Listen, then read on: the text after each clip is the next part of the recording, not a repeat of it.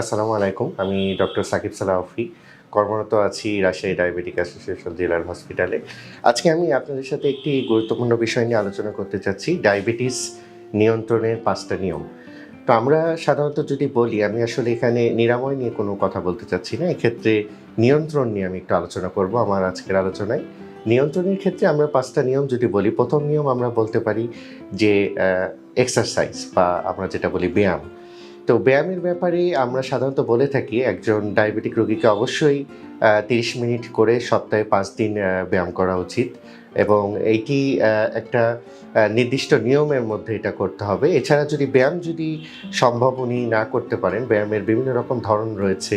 আমরা কিছু ইনডোর এক্সারসাইজের কথাও আমরা বলে থাকি, উনি ব্যায়াম করতে পারেন অথবা সাইক্লিং করতে পারেন অথবা সুইমিং করতে পারেন।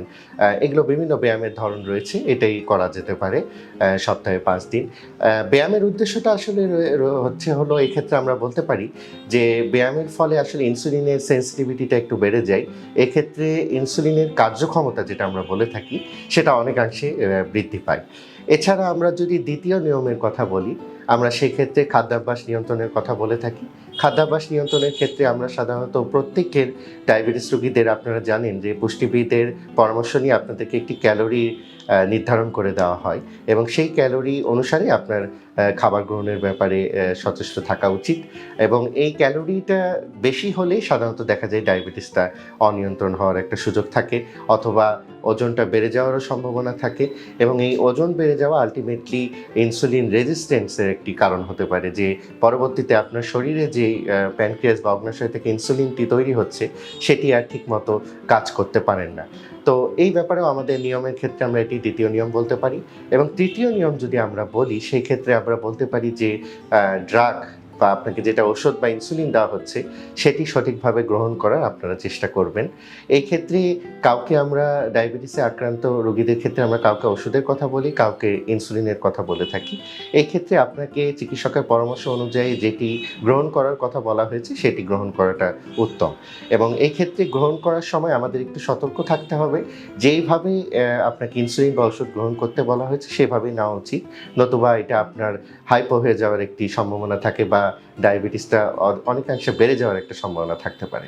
এটা আমরা তৃতীয় নিয়ম বললাম এবং চতুর্থ নিয়ম আমরা যেটা বলি যে বাসায় বসে কিছু নিয়ন্ত্রণের কিছু ব্যাপার আমরা বলে থাকি বা আমরা যখন ফলো আপ করি একজন রোগীকে, আমাদের নিয়ন্ত্রণের জন্য কিছু জিনিস আমাদের একটু দেখা লাগে।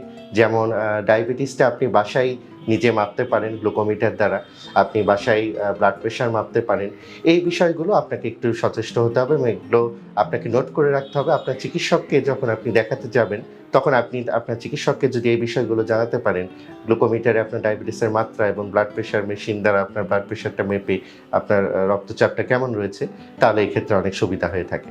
পঞ্চম নিয়ম আমরা যদি বলি, তাহলে সেই ক্ষেত্রে আমরা ডায়াবেটিসের যে জটিলতাসমূহ আছে, এই জটিলতাসমূহকে নিয়ন্ত্রণের জন্য বা আমরা মুক্ত থাকার জন্য আমরা সাধারণত কিছু পরীক্ষা, যেটি হয়তোবা বাড়িতে সম্ভব হয় না, এটা অবশ্যই আপনাকে নিকটস্থ হাসপাতালে এটি যেতে হবে এবং ল্যাবে কিছু পরীক্ষা রয়েছে, এটি করে নিতে হবে। এক্ষেত্রে আমরা ডায়াবেটিস রোগীদের ক্ষেত্রে খালি পেটে নাস্তা খাওয়ার ২ ঘন্টা পরের কথা আমরা সাধারণত বলে থাকি। এছাড়া আমরা যেটি সবচেয়ে বেশি প্রয়োজনীয় আমরা বলে থাকি, ডায়াবেটিস রোগীদের ডায়াবেটিস নিয়ন্ত্রণে রয়েছে নাকি যেটা জানা প্রয়োজন, সেটার জন্য আমরা HbA1c বা ডায়াবেটিসের ৩ মাসের গড়, ডায়াবেটিসের সুগারের মাত্রার যে ৩ মাসের গড় আমরা বলে থাকি, এটাও আমরা দেখে থাকি।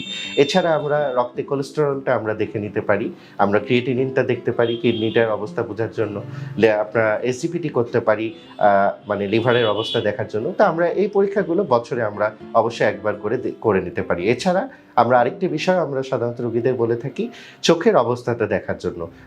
একজন ডায়াবেটিস রোগীকে অবশ্যই প্রতি বছর একবার করে তার চক্ষু একজন বিশেষজ্ঞ দ্বারা এটি পরীক্ষা করে নেওয়া উচিত। তো আমার আলোচনা আজকে এই পর্যন্ত। আপনারা সবাই ভালো থাকবেন, সুস্থ থাকবেন, এই কামনা করে আমার বক্তব্য শেষ করছি। ধন্যবাদ।